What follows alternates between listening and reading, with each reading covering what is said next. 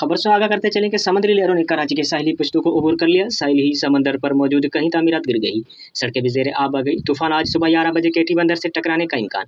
इब्तदाई 2 घंटों में खतरनाक मौसमी सूरत हाल पैदा होने का खदशा। मीडिया रिपोर्ट के मुताबिक समुद्री तूफान के असरात समुद्री लहरों ने कराची के साहिली पुश्तों को अबूर कर लिया। तफसीलात के मुताबिक समुद्री तूफान बफरजोए के असरात कराची के साहिल पर नमदार होना शुरू हो गए हैं। एक्सप्रेस न्यूज़ के रिपोर्ट के मुताबिक कराची में सी व्यू के मकाम पर समुद्री लहरों ने हिफाजती पुश्तों को अबूर कर लिया। अमूमी तौर पर समुद्री लहरें हिफाजती पुश्तों से कई फुट दूर रहती हैं, जबकि गैर मामूली समुद्री लहरों की वजह से साहिल समंदर पर मौजूद कई तामीरात भी गिर गई, सड़कें भी ज़ेरे आब आ गई। हॉक्स बे के मकाम पर गैर मामूली समुद्री लहरों की वजह से सड़कें ज़ेरे आब आ गई, जबकि ARY न्यूज़ की रिपोर्ट के मुताबिक समुद्री तूफान आज सुबह 11 बजे केटी बंदर से टकराने का इम्कान है।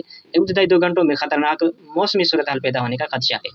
समुद्री तूफान के साहिली इलाकों से टकराने के बाद इब्तदाई 2 घंटों में खतरनाक रफ्तार से हवाएं चलेगी, तूफानी बारिश होगी। ARY न्यूज़ के मुताबिक समुद्री तूफान ने अपना रुख शुमाल मशरिक की जानिब कर लिया। तूफान कराची के जुनूब मगरब में 370 किलोमीटर के फासले पर है। तूफान केटी बंदर के जुनूब मगरब में 290 किलोमीटर के फासले पर है। समुद्री तूफान का फासला कराची से ज़्यादा और केटी बंदर से कम हो गया।